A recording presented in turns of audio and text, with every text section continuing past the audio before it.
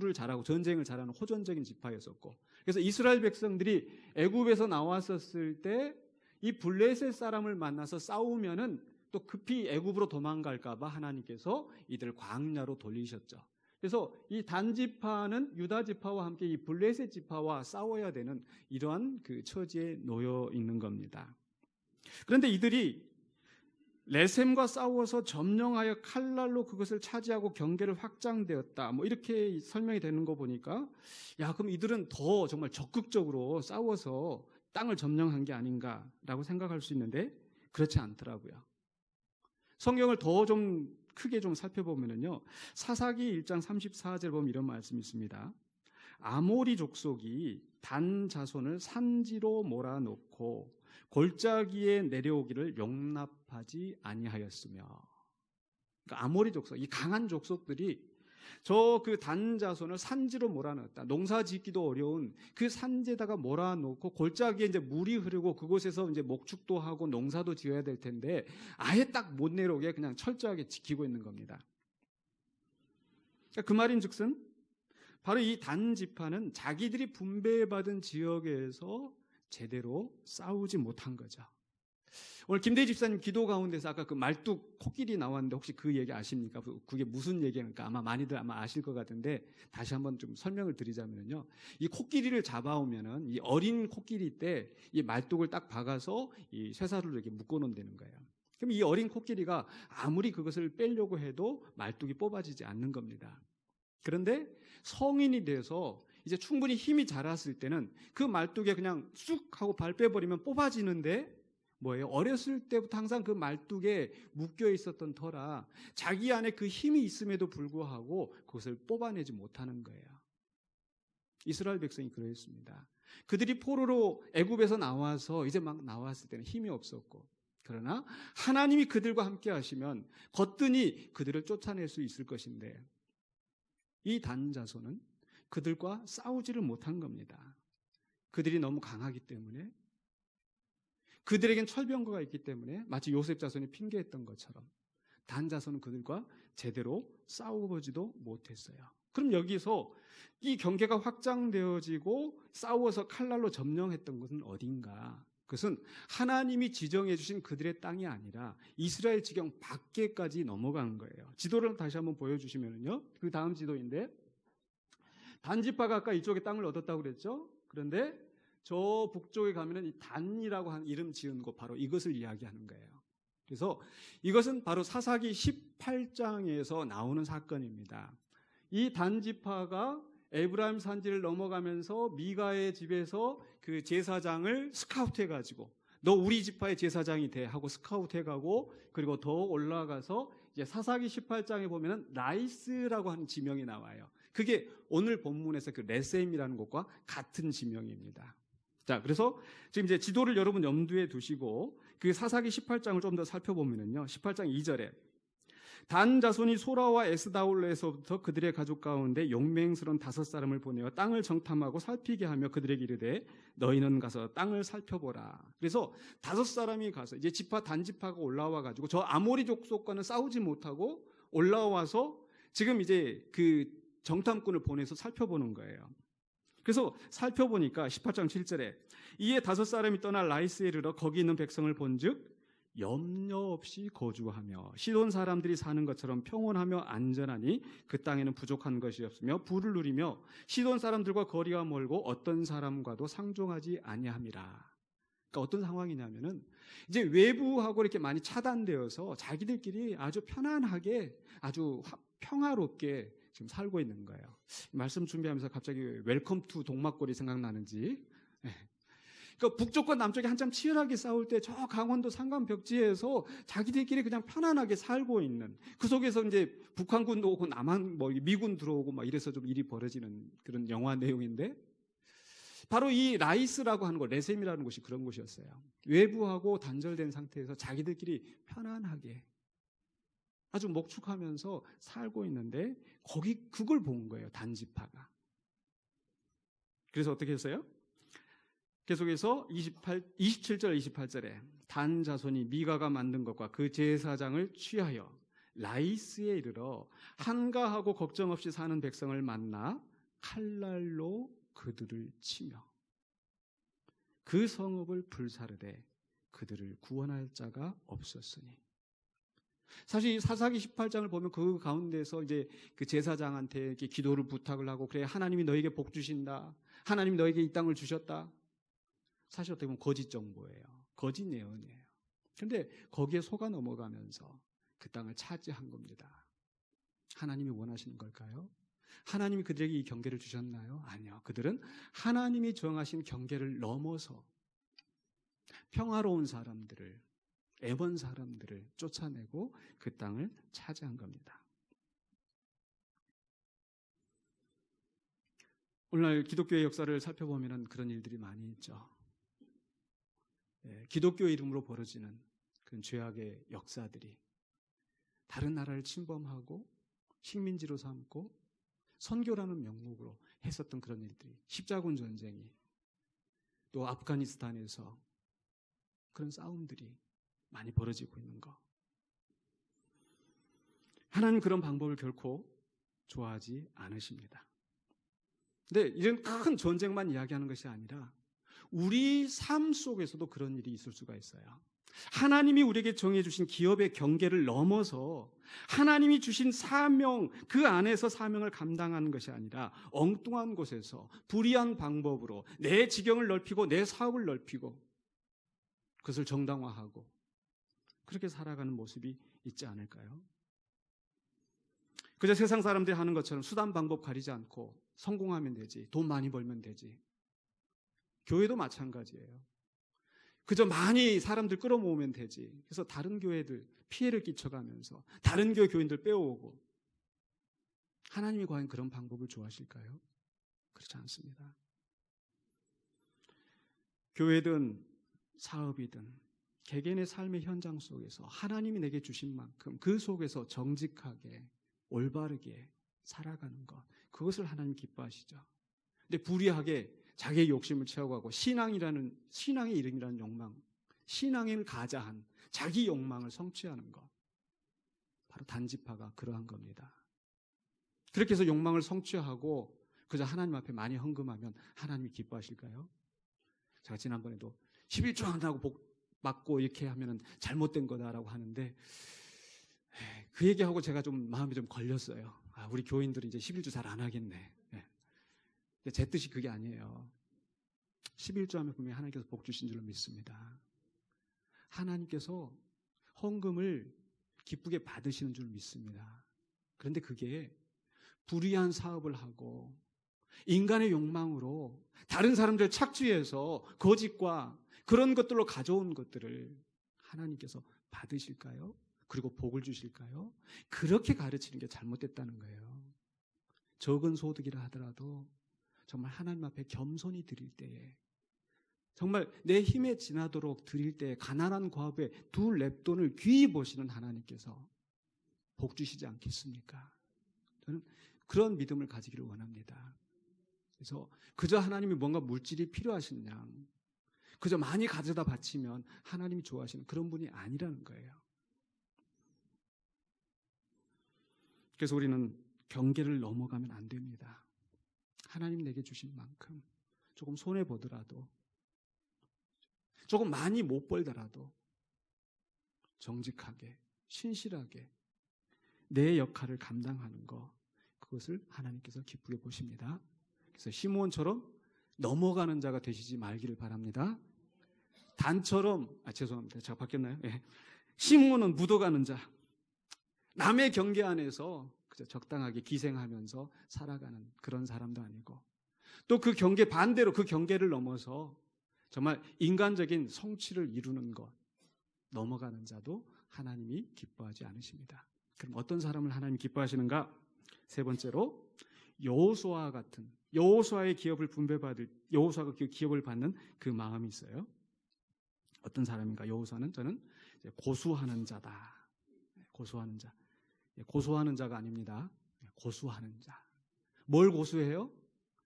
보십시다. 19장 50절 말씀에 보면은 곧 여호와의 명령대로 여호수아가 요구한 성읍 에브라임 산지 딥나세라를 주매 여호수아가 그 성읍을 건설하고 거기 거주하였더라.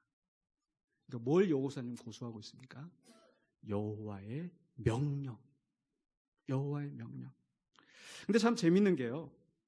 이 그 앞에 49절에 보면은요, 이렇게 되어 있어요. 이스라엘 자손이 그들의 경계를 따라서 기업의 땅 나누기를 마치고 자기들 중에서 눈의 아들 여호수아에게 기업을 주었으니. 그러니까 지금 이 땅 나누기를 마치기 직전에 이 여호수아가 그 기업을 받은 거죠. 저는 이 속에서 참 이 여호수아의 그 어떤 관용, 또 여호수아의 그 인내, 이런 걸 볼 수가 있었습니다. 아마 세상 나라 같으면 어떻게 했을까요? 그 총사령관인데 정권을 가지고 있는데 자기가 제일 먼저 이렇게 좋은 곳 차지하고 그렇게 하지 않았었을까? 그런데 모든 사람들에게 기업을 나누기를 마치고 그리고 나서 마지막에 그 땅을 기업으로 받는 겁니다. 저는 이 속에서 또한 우리 예수님의 모습을 보았습니다. 우리 예수님은 정말 그 하나님의 아들이신데 이 땅에 오셔서 정말 머리 누일 곳도 없이 그렇게 살으셨고 또 목마르시고 또 배고프시고 스스로의 능력으로 얼마든지 정말 오병이어의 기적을 일으키신 그분 아닙니까? 폭풍까지도 말씀으로 잠잠하게 하신 그분 아닙니까? 그런데 그런 고통을 손수 지셨어요. 왜 그러셨을까요? 바로 우리를 그 고통 가운데서 구원하시려고, 우리의 연약함을 스스로 경험하시고 우리의 마음을 이해하시고 우리를 그 고통 가운데서 건지시려고 하셨던 바로 그 주님, 바로 여호수아에게서 그 주님의 모습을 봅니다. 근데 또 한 가지는요, 바로 이 여호수아의 기사가 이 맨 마지막에 나온 특별한 의미가 있다는 생각이 들었어요. 뭐냐면 지금 아까 이 여호수아가 이 땅을 차지할 때 어떻게 차지했다고 그랬어요? 뭘 고수했어요? 여호와의 명령대로 여호수아가 요구한 성읍. 그러니까 여호수아가 나 이 딥나세라라고 하는 이 지역인데 이곳을 나한테 주시오, 내가 가져가겠소라고 했어요. 거기가 남들보다 좋아서 다른 곳보다 더 유리한 지역이라서 요구한 게 아니죠. 뭐 때문에? 여호와의 명령대로. 이 말씀 보면 뭐가 생각이 나요? 14장에서 갈렙이 이 산지를 내게 주소서. 근데 이 산지가 어떤 산지였어요? 그날에 여호와께서 말씀하신, 여호와께서 명령하신 이 산지를 내게 주소서. 내가 가서 싸울 수 있습니다 라고 했던 겁니다. 그러니까 이 여호수아, 이 땅의 분배의 이야기는 이 가나안 땅에 들어오기 전에 이 요단 동편의 이야기 말고 가나안 동편에 들어와서 이 땅의 분배의 이야기는 갈렙의 이야기로 시작이 돼서 여호수아의 이야기로 끝이 나는 겁니다. 갈렙과 여호수아는 어떤 사람입니까? 바로 모든 사람들이 하나님을 거역하고 그 가나안 족속들을 두려워하면서 들어가지 않겠다고 하였을 때 믿음으로 우리가 이 땅에 들어갈 수 있습니다, 하나님이 함께 하시면 저들은 우리의 밥입니다 라고 했던 바로 그 두 사람, 바로 그 두 사람이었기 때문에 하나님께서 아마 갈렙에게 너 헤브론 보고 왔지? 헤브론 내가 너에게 주마. 여호수아에게 너 딥나세라 이 땅 네가 보고 왔지? 네가 밟았던 곳, 그곳 네가 이게 차지할 거야. 하나님이 이 두 사람에게 명령하셨고 그 명령하신 대로 그 땅을 차지하게 하신 겁니다.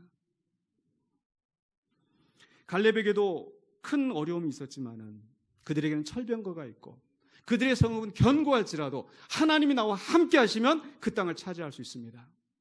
믿음으로 반응했던 것처럼 오늘 여호수아 얘기는 자세하게 나와 있지 않지만 그 성읍을 받아서 성읍을 건설하고 거기에 거주하였더라. 여전히 정말 그 늙은 나이지만은 그 성읍을 건설하고 그 땅을 기업으로 삼았던 바로 여호수아. 바로 이 갈렙과 여호수아의 이야기를 양쪽에 배치함으로써 이 여호수아의 저자가 우리에게 전달하고자 하는 메시지가 있어요. 바로 하나님이 주신 기업, 그 사명에 우리가 어떻게 임해야 될 것인가.